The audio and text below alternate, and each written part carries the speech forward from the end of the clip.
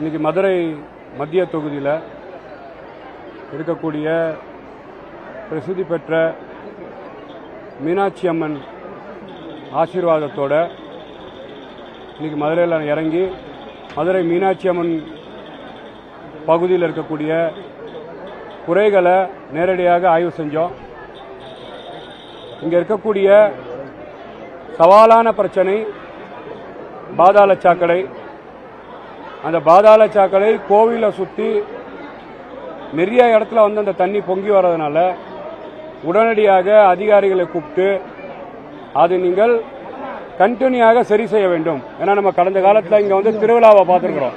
திருவிழா காலத்தில் அதிகாரிகளுக்கு ஒரு சவாலாக இருக்கிற காலத்திலே நீங்கள் சரி செய்ய முடியும் சொன்னால், இப்போ இங்கே இருக்கக்கூடிய சுற்றுலாத்தலம் இப்போ வெளிநாட்டு வாழ் மக்கள், இங்கே இருக்கக்கூடிய இந்தியாவில் இருக்கக்கூடிய மிச்சம் இருக்கக்கூடிய மாநிலத்தில் இருக்க மக்கள் இங்கே பார்த்தீங்கன்னா மீனாட்சி அம்மனை வணங்குவதற்காக வழிபடுவதற்காக வரக்கூடிய பகுதியாக இருக்கு. நீங்கள் துரித நடவடிக்கை எடுத்து இங்கே இருக்கக்கூடிய அத்தியாவசிய தேவையை, அது குப்பையாக இருந்தாலும் சரி, பாதாள சாக்கடை காவா போன்ற நிகழ்வாக இருந்தாலும் சரி, சாலை விளக்குகளாக இருந்தாலும் சரி, உடனடியாக நீங்கள் சரி செய்ய தரோம்னு சொல்லியிருக்கிறோம். அதிகாரிகள் அவர்களுக்கு செவிசாய்த்து நாங்கள் தொடர்ச்சியாக சரி செஞ்சுட்டு இருக்கிறோம்.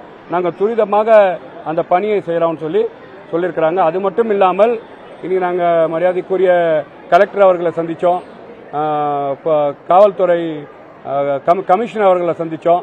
நாங்கள் மரியாதைக்குரிய தமிழக வெற்றி கழகத்தின் தலைவரும் ஹானபிள் சீஃப் மினிஸ்டரும் அவர்கள் தமிழ்நாட்டு அரசியலில் கோவிலுக்கு பக்கத்தில் இருக்கக்கூடிய, மசூதிக்கு பக்கத்தில் இருக்கக்கூடிய, சர்ச்சுக்கு பக்கத்தில் இருக்கக்கூடிய, பள்ளிக்கூடத்தில் பக்கத்தில் இருக்கக்கூடிய டாஸ்மார்க்களை உடனடியாக ரிமூவ் செய்ய வேண்டும். 714 டாஸ்மார்க்கை ரிமூவ் செய்யணும்னு சொல்லியிருக்கிறாங்க. குறிப்பாக மதுரை மத்திய பகுதியில் இருக்கக்கூடிய அந்த மாதிரி இல்லீகல் ஆக்டிவிட்டியில் இருக்கக்கூடிய பார்களாக இருந்தாலும் சரி, டாஸ்மார்க்களாக இருந்தாலும் சரி, நீங்கள் உடனடியாக நடவடிக்கை எடுத்து அதை பார்த்தீங்கன்னா நீங்கள் சீல் வைக்க வேணும்னு சொல்லியிருக்கிறோம். அது மட்டும் இல்லாமல் மத்திய பகுதியில் எந்த கடையில் பார்த்தீங்கன்னா குட்கா எங்கேருந்து வருது, ஏன்னா கடந்த 2 நாள் முன்னாடி பார்த்துருக்குறோம். இந்த மத்திய பகுதியில் மாலிக் என்பவரை கைது செஞ்சிருக்கிறாங்க. இன்னொரு நபரை கைது செய்து எஃப்ஐஆர்ல சேர்த்திருக்கிறாங்க. இந்த குட்கா எங்க போகுது அப்படின்ற அந்த கடை நபரை கூட எஃப்ஐஆர்ல சேர்த்திருக்கிறாங்க. முழுமையாக இந்த ஹானபிள் சீஃப் மினிஸ்டர் மரியாதைக்குரிய தமிழ்நாடு முதலமைச்சர் அவர்கள் தமிழ்நாட்டில் எந்த பகுதியிலுமே போதை சார்ந்த போதை வஸ்துகள் விற்கக்கூடாது, கடுமையாக நடவடிக்கை எடுக்கப்பட வேண்டும். இதுக்காக நீங்க யாராச்சும் இப்ப நாங்க பாத்தீங்கன்னா கவுன்சிலர் பேசுறோம், பார்ட்டி சார்ந்து பேசுறோம், நீங்க எந்த துளியிலும் இதுக்கான ரெக்கமெண்டேஷனோ நீங்க இவங்க சொல்றாங்கன்னு சொல்லி பாத்தீங்கன்னா அவங்களுக்கான சாத்தியமான விஷயங்களோ நீங்க செய்யக்கூடாது. குறிப்பாக மதுரை மத்திய பகுதியில் எந்த பகுதியில் நீங்க நைட்டு இரவு பூரா கள்ளச்சந்தை டாஸ்மார்க் வித்தாலும் சரி, போதை வஸ்துகள் குட்கா கஞ்சா போன்ற நிகழ்வு வந்தாலும் சரி, நீங்கள் கடுமையாக நடவடிக்கை எடுக்க வேண்டும். இந்த ஆட்சி பாத்தீங்கன்னா ஒரு மக்கள் ஆட்சி. இந்த ஆட்சி பாத்தீங்கன்னா மக்களுக்கான ஆட்சி. ஹானபிள் சீஃப் மினிஸ்டர் அவர்கள் மக்களுக்கான சீஃப் மினிஸ்டரா இருக்கிறாரு. நீங்க போலீஸ் அவர்களுக்கு ஒரு ஃப்ரீ ஹேண்டை கொடுத்திருக்கிறாரு. சட்டம் ஒழுங்கை பாதுகாக்க வேண்டும் நாங்கள் சொல்லியிருக்கிறோம். அவங்க முழுமையாக இதை மகிழ்ச்சி பெறாமல் ஏற்றுக்கிட்டு நாங்கள் இதுக்கான நடவடிக்கை எடுக்கிறோம்னு சொல்லியிருக்கிறாங்க. இந்த ஆய்வை இன்னைக்கு மேற்கொண்டு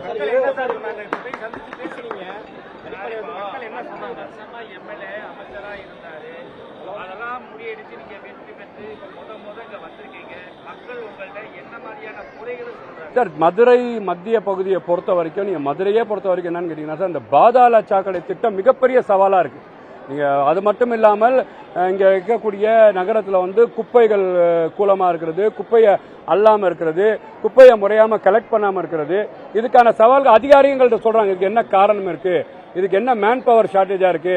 நாங்க பாதாள சாக்கடை திட்டத்துக்கு முறையாக ஒரு பட்ஜெட்டை தயார் பண்ணோம். அது பாத்தீங்கன்னா நிறுத்தி வைக்கப்பட்டு இருக்கு.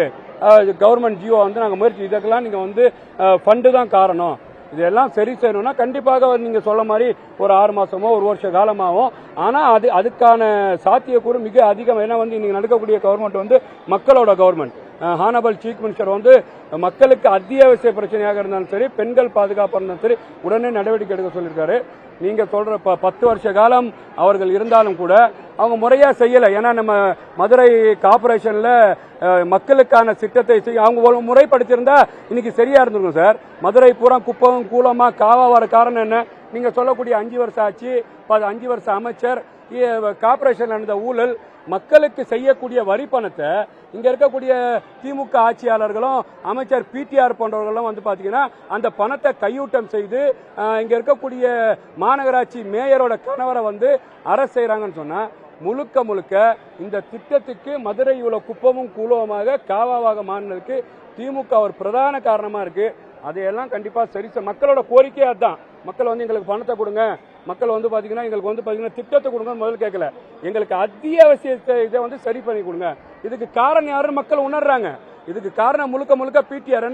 இந்த மதுரையில 2 அமைச்சர் இருந்தாங்க. அந்த 2 அமைச்சரை தான் வந்து பாத்தீங்கன்னா இன்னைக்கு வீட்டுக்கு அமைச்சிருக்காரு. ஒரு சைடு மூர்த்தி இருந்தார், ஒரு சைடு பிடிஆர் இருந்தார். இவர்கள் எல்லாம் சரியாக செய்யலன்னு இன்னைக்கு ஹானபிள் சீஃப் மினிஸ்டர் மரியாதைக்குரிய விஜய் அவர்கள் மக்கள் வாக்களிச்சிருக்கிறாங்க.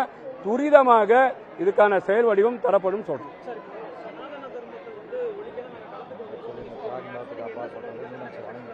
சார் நாங்க வந்து பிறப்புக்கும் எல்லா உயிருக்கும் சார், இந்து முஸ்லீம்க்கு. நான் பாத்தீங்கன்னா மதுரையில் சென்னையில இருந்து இங்க வரேன், மக்களை சந்திக்க வரேன், மீனாட்சியை தரிசிக்க வரேன். மீனாட்சியோட ஆசீர்வாதத்தோட கலத்தை இதை வந்து திரிக்கிறாங்க. இது என்ன கேட்டீங்கன்னா தமிழ்நாடு தமிழக வெற்றி கழகம் ஹானபிள் சீஃப் மினிஸ்டராக இருந்தாலும் சரி, எல்லா மதத்துக்கான தலைவராக எங்க இயக்கம் நடத்தப்படுது. எல்லா மக்களுக்கான திட்டம் தான் சார் கொண்டு வந்துட்டு இருக்கிறோம். இதை யாரோ திரிக்கிறாங்க, அதுக்குள்ள போவேனான்னு பாக்குறேன்.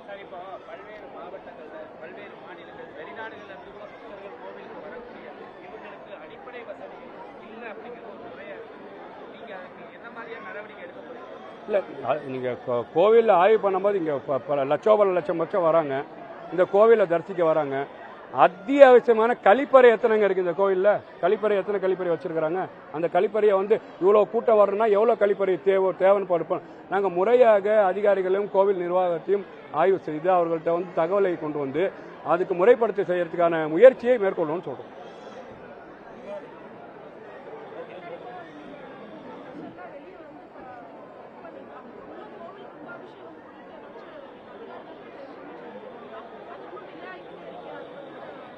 கண்டிப்பாக கோவில் நிர்வாகிகளோடையும் அதிகாரியோடையும் கலந்து ஆலோசித்து மக்களுக்கு இது வந்து இந்த ஆட்சி வந்து பார்த்தீங்கன்னா மேடம், இந்த ஆட்சி முழுக்க முழுக்க மக்கள் ஆட்சி. மக்களுக்கு என்ன தேவையோ அதை செய்யணும்.